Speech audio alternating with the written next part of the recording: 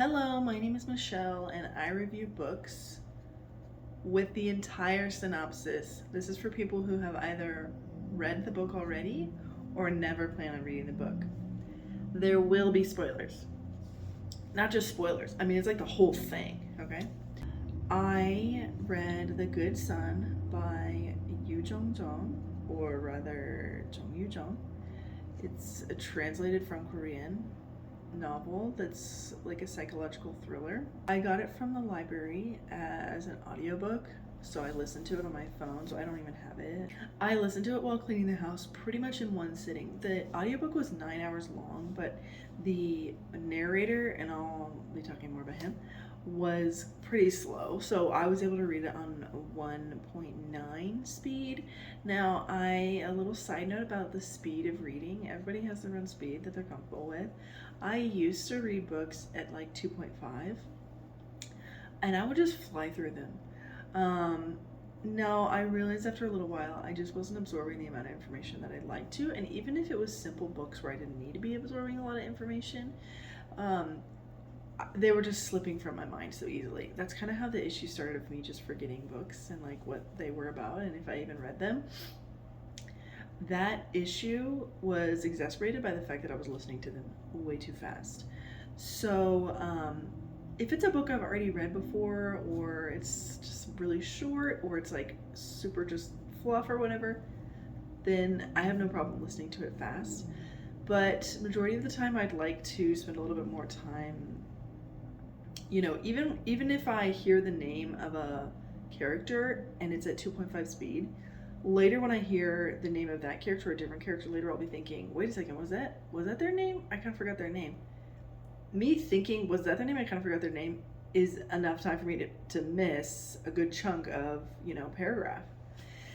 And I was listening to them at work, pretty mindless data entry job, and I would listen to books on 2.5 speed, and if I just like thought about something else for a second, I would miss a huge chunk of the book and I'd be like, it's fine.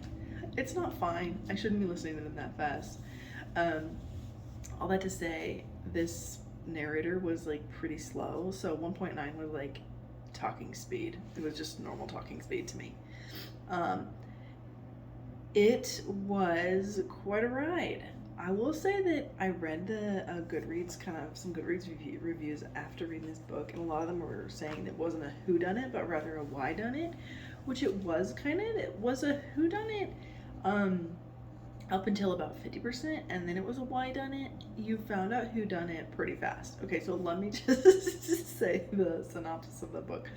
Our main character, you-jeong, I think his name is you-jeong, has epilepsy, and he stopped taking his medication, and when he has a seizure, he kind of forgets stuff that's going on. He comes home and his mother is dead, like brutally murdered in his home. They live together. And he's like trying to figure out who the heck did this. Thinking of all these possibilities, comes down to he had a lapse in his memory for about 2 hours where he just absolutely doesn't remember anything that happened. He kind of retraces his steps and figures out that he was outside and he had seen his mom, and he had had conversations with his mom during this window where he had lost his memory. He had an adopted brother who was going to come home soon, so he was like, oh, I gotta clean up. This guy's 26, by the way. So he starts to clean up, and he's still thinking about, what could have possibly happened. And you do find out or hear about him thinking about the fact that he had a brother and a father who died. They drown in the ocean. His adopted brother comes home. He's like terrified that his adopted brother's gonna find something out, and he hid his mother like on the rooftop in a gardening like bin. What was that? He cleaned up the mess, and is still trying to figure out the story here. Okay, so he's being medicated for his epilepsy by his aunt, who's a doctor. he's kind of paints the aunt and his mother as like villains because his medication is so horrible. That's why he gets off it, because he has like these like terrible, horrible side effects of like tinnitus, headaches, and like a feeling of like, you know, not just like brain fog, but like being totally out of it and like not being able to experience his full range of emotions, anything. So he gets off of it sometimes and he goes outside and he like runs and stuff without telling his mother that he's off of it, obviously. So she's like majorly the villain. Well, around 50%, you realize that he actually was the one who did it. That's the long and short of it. He finds out that he was out, and now the issue is with this storytelling, it was kind of difficult to tell what he was finding out in the moment about what happened that evening and what was like something about himself that he already knew. So at one point he says, you know, he had slept with women before, but it was like blah, blah. Then he realized one night while he was following a woman home that he liked, what he was attracted to was when someone was afraid. So that happened at about 60 or something percent. And I was like, okay, so he did everything. It was like that sentence, you're like, oh, okay. So he's the killer, and he's killed. So I find out that he killed a woman who he had just followed home, and it was like such a rush. His mom saw him do it, I think. So then he went home with her, and she was like accusing him. And he ended up killing her too. So then the aunt comes over because, and I'm saying, like, after he's cleaned up the body and his brother's already come home and the mother is missing, and he said she went on a retreat and she's missing. The aunt suspects something, so she comes over. And meanwhile, the main character had read the journal of his mother and pretty much was like really weirdly had the story of his entire life, but it never said his name. It was always like, he's doing this, but he knew it was him because it was like everything that he had done. He sneaked out tonight. I don't think he's been taking his pills, blah blah blah. Well, it went all the way back to around the time that he was getting diagnosed. So he found out that he was actually under the care for something else, not epilepsy. He didn't actually have epilepsy. He looked up his medication, and seizures were a side effect of going cold turkey on the medication. So he had gone cold turkey on medication one time when he was younger, had a seizure, and then he said, "Is this what I'm being medicated for?" And his mom was like, yeah. But it was really behavioral issues that he was being medicated for. And essentially they took away his whole life by saying, like, you have epilepsy, so you can't swim. He was like going to be a professional swimmer, and that was like his one joy in life, so he wasn't able to do that. And he was like, my mother is the villain, stopping me from being able to do this one thing that I love so much. So turns out he was being medicated for behavioral issues, and essentially it came down to, like, the aunt said the line, everybody has something that makes their pulse quicken, and I don't know what your son's is. She said this to the mother, and that scares me. They had done a bunch of tests and stuff and found out, of course, you know, like, he's a psychopath, so he had no empathy. He wasn't excitable with normal things that normal kids are. This is when he was really young. All the normal red flag things, and they didn't tell him about it, and they just got him a medication, and that was it. And it like definitely ruined his life. Now we found out that in this journal that the mother had written, she had written about the day that the father and son had died, the brother, and essentially she was saying that it was the boy who had done it, the main character. He had killed the son. He pushed him off like a ledge off of some building, and he fell into the ocean, and the father went and jumped after him and died. Now he was like, wow, this is why my mother hates me. She thinks that I've been like, you know, I'm the killer, and it wasn't me. Meanwhile, he found out that his mother was actually not really the one who wanted to medicate him and was not the one who wanted to stop him from swimming or anything, but it was rather the aunt who said, like, he has to be on medication because he's a danger to himself and everyone around him. And so she did it against her better judgment, and so the son was kind of like, wow, that sucks, I already killed her, and she actually wasn't really the villain. It was my aunt. So the aunt comes over and she's like, hey, where's your mom? What's going on? And he's being very, he's like evading her questions and everything. Then she goes into the room, mom's room, and then she goes out to the rooftop and she looks in the bin and she sees the dead mom, and the boy kills her. Then the adopted brother is like, comes home and he's like, isn't it weird that mom's car is here and our aunt's car is here and neither of them are here? And he pretty much says, like, confess, like, tell me what you've done, like, just tell me.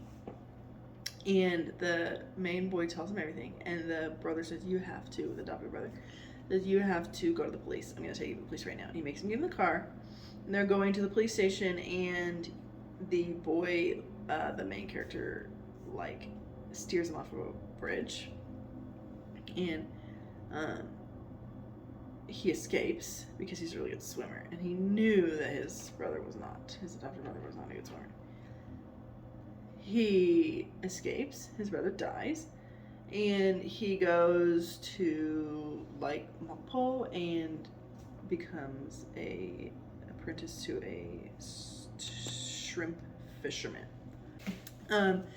So, and then the epilogue is like a year later, and he comes back, and it's like he's fine, and they think that all those murders were the adopted brother had done them all. So he essentially framed his adopted brother, which he didn't frame him. It was convenient that it worked out that way. Because his adopted brother was driving the car, and so they didn't even know that anybody escaped. They never found the body of the brother, so they just assumed that he killed him too. The main character, so they just assumed he killed him too. So, and that was the end of the book. As Margaret Atwood says, it did what the book was supposed to do, which was it held my attention. I read it while cleaning the house last night. It was great. I will say that the ending was a little bit disappointing because it alluded to some things that would have been really interesting, and I thought that there was like about to be a twist like in the last couple minutes, but there wasn't. There were no twists. So once you found out that it was him, it was like that was it. So, and he did kill his brother and his dad, which that was like, once you found out that he was like, I like when people are afraid. Once you found that out and you knew his brother and dad had died, you're like, this is how he killed them. I mean, it's like, that's pretty obvious.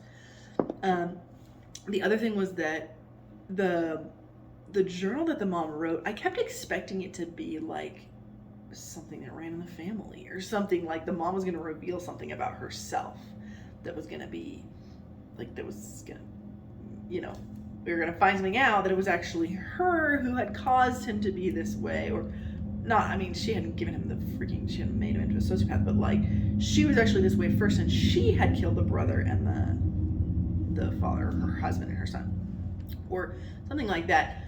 And there was a section in the book where at the very, very end, after he had told his adopted brother the whole story, his adopted brother had said something that made him say, oh, that's something that that sounds like just what my mother had written in her book.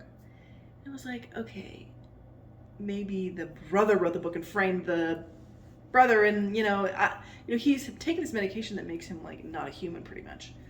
So anything could have happened during that time. Somebody could have framed him for something. Somebody could have whatever, and maybe it really was epilepsy and he was just being pushed into this position by somebody else in his life. As well as the adopted brother was like a boy who he had gone to school with, and he had met after his real brother had died. And he looked exactly like his real brother, and he even shared a name with the main boy, and so nobody knew he was adopted because they looked super similar. Anyway, so he seemed like he was their real brother, but they never really went into that. The mother had accidentally run over the adopted brother's grandpa. Like, he was drunk and he's on the street and she had like broken his leg. Then she met the adopted brother and she was like so shocked that he looked just like her real son. And then as time goes on, his parents die and he calls her and she ends up adopting him. It was like, did she kill his family so that he could be a part of her family? So it would be like they were a perfect family again and she had never lost one of her sons? Like, I was really expecting her to be like the bad guy. But she actually even got gooder as the story went on. So that was a little bit like missed opportunity or something. Overall, I liked it. I'd probably give it like 3 stars, maybe 3.5 stars. You know, it kind of fit in with Korean psychological thrillers. And in that case, I really was expecting there to be a twist at the end. You know, I mean, a good like old boy twist. It was the mom, you know, something like that. But no, there wasn't. I will say that the narrator really was annoying me from the very start when he said the good son. Here's how he pronounced it: the good son, written by you-jeong. That's what he said. And it continued on for the rest of the book. Every time he was saying something in that was a Korean word, he was pronouncing it like it was maybe like a Chinese word. And I was thinking, why couldn't they choose somebody who had like a knowledge of Korean pronunciation? There are so many, I'm sure, I've read many audiobooks that have Korean in them, and they're read by Korean people or people who have a good understanding of Korean pronunciation. So that kind of took me out of it. If you like psychological thrillers like this one, you probably would enjoy any number of the psychological thriller movies that are quite big in Korea. I hope you enjoyed the book, and I hope you enjoyed the review. Goodbye.